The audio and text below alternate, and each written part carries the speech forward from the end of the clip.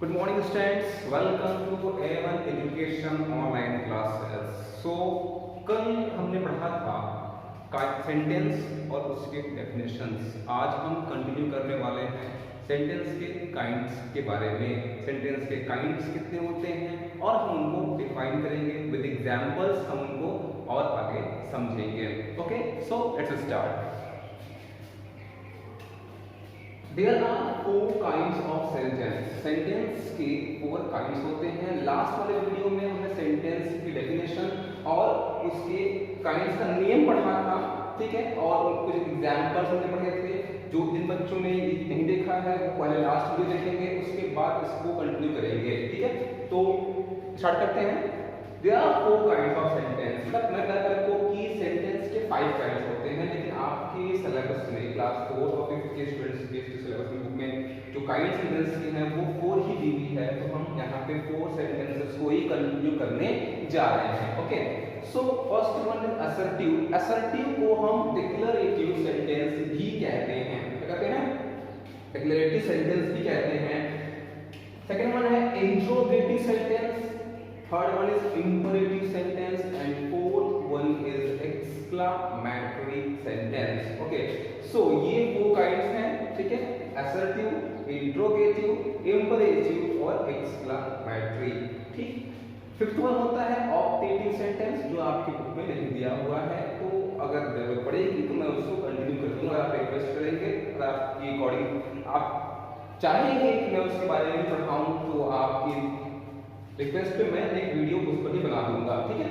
Okay, let's आगे पढ़ते हैं कि असर्टिव सेंटेंस। फर्स्ट काइंड है असर्टिव सेंटेंस। असर्टिव को हम डिक्लेरेटिव सेंटेंस भी कहते हैं। क्या कहते हैं? डिक्लेरेटिव सेंटेंस भी कहते हैं। Okay, so a sentence that makes statement. Definition क्या है कि एक सेंटेंस जो स्टेटमेंट बनाता है, ठीक है, जो क्या करता है, जो एक स्टेटमेंट बनाता है या assertion देता है, assert करता है, डिक्लेयर करता है किसी भी चीज को, उसको हम assertive sentence कहते हैं। क्या कहते हैं? assertive sentence कहते हैं। इसको हम declarative भी कहते हैं। कहीं अगर लिखा हुआ आए कि declarative sentence, तो कंफ्यूज होने की जरूरत नहीं है आपको। क्यों? क्योंकि assertive का ही अदर नेम declarative sentence होता है। Okay, so for example Humpty Dumpty sat on a wall, बड़ी अच्छी पोएम है हम्प्टी डम्प्टी, आपने पढ़ी होगी, छोटे जब आप पढ़े होंगे, ठीक है। She is fond of music, उसे म्यूजिक का शौक है, वह म्यूजिक की शौकीन है। हम्प्टी डम्प्टी दीवार पर बैठे थे, ठीक है। तो एक सेंटेंस जो स्टेट कर रहा है, डिक्लेयर कर रहा है, उसको हम असर्टिव सेंटेंस कहते हैं। ये सेंटेंस जो होता है बेटा, इसको हम फर्दर डिवाइड करते हैं 2 काइंड में, जिसको हम बोलते हैं एफर्मेटिव और नेगेटिव। हाँ, एफर्मेटिव और नेगेटिव जो होते हैं वो असर्टिव का ही हिस्सा होते हैं, इसीलिए काइंड होते हैं। जैसे यहाँ सेंटेंस जो है ये एफर्मेटिव फॉर्म में है। एफर्मेटिव कब होंगे? जब किसी सेंटेंस में नेगेशन नहीं होता है, मतलब नेगेटिविटी नहीं होती है, उनको हम एफर्मेटिव ही मानेंगे। मतलब सेंटेंस में अगर नो, नॉट या नेवर जैसे वर्ड का यूज किया गया तो वो नेगेटिव सेंटेंस बन जाएगा। एग्जांपल जैसे हमने कहा कि she is not found of music, हमने कहा कि she is not found of music, इसका मतलब क्या हो गया कि वह म्यूजिक की शौकीन नहीं है, उसे म्यूजिक का शौक नहीं है। तो यहाँ पे नेगेटिव हो गया। और अगर नो, नॉट एंड नेवर का यूज नहीं किया हुआ है तो वो हम एफर्मेटिव सेंटेंस में मानेंगे।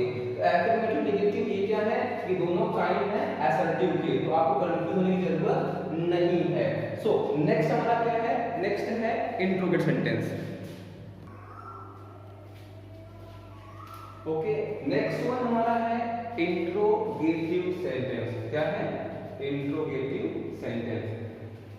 A sentence that asks a question, एक सेंटेंस जो क्वेश्चन पूछने का काम करता है, या वो सेंटेंस जिसमें हमें ये समझ में आता है कि इस सेंटेंस में किसी भी तरह का क्वेश्चन किया जा रहा है, किसी भी तरह का हमसे प्रश्न किया जा रहा है, and we are bound to give answer, और हमें उसका आंसर देने के बाद ही होना पड़ेगा, मतलब आपको आंसर देना है, ठीक है।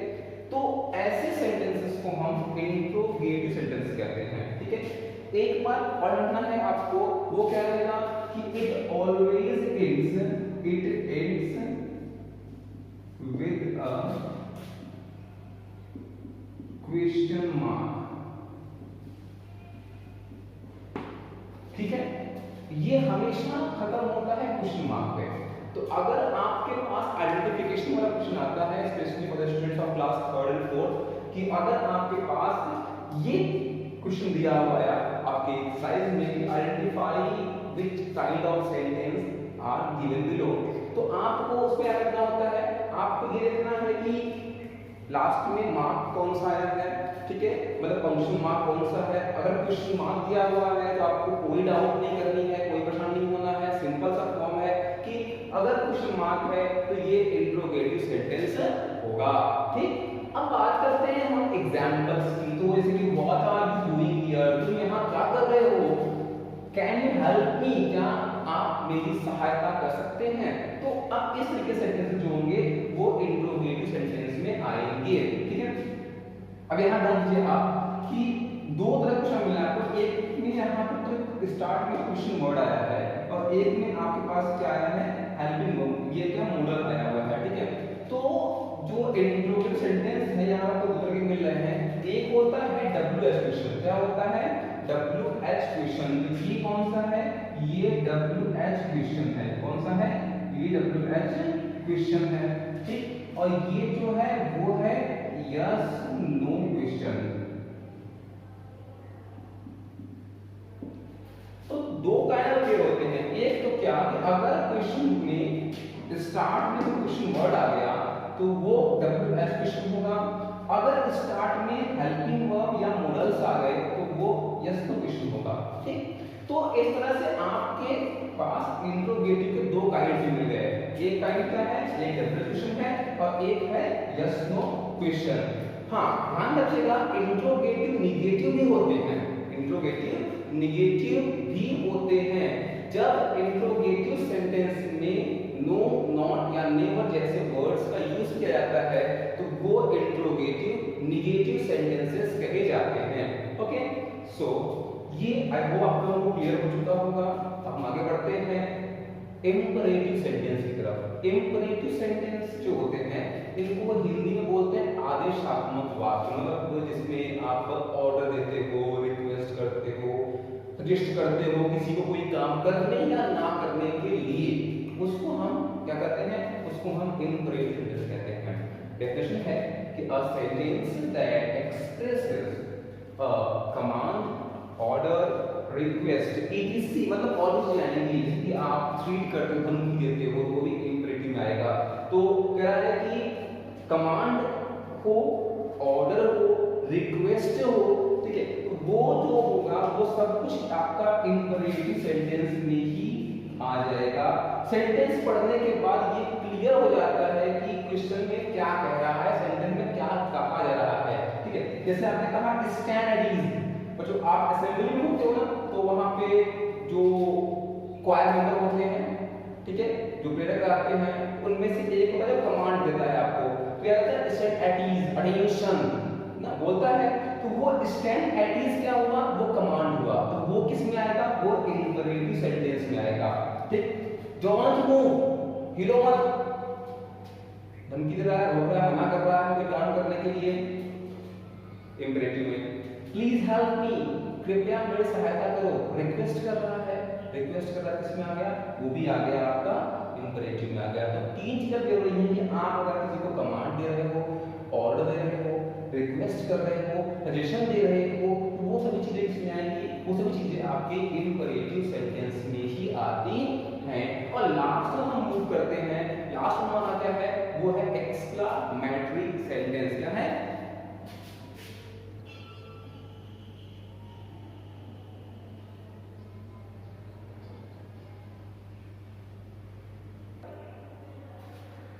Okay, next one, last one है एक्सक्लामेटरी सेंटेंस, जिसको हम विस्मयादिबोधक वाक्य हिंदी में बोलते हैं। तो हमें हिंदी मतलब यहाँ पे इंग्लिश में लिखना है हमें कि a sentence that express strong feelings, कोई स्ट्रॉन्ग फीलिंग, जबरदस्त कोई भावना उठती है दिमाग में, कि कोई बात आती है या किसी ऐसी सिचुएशन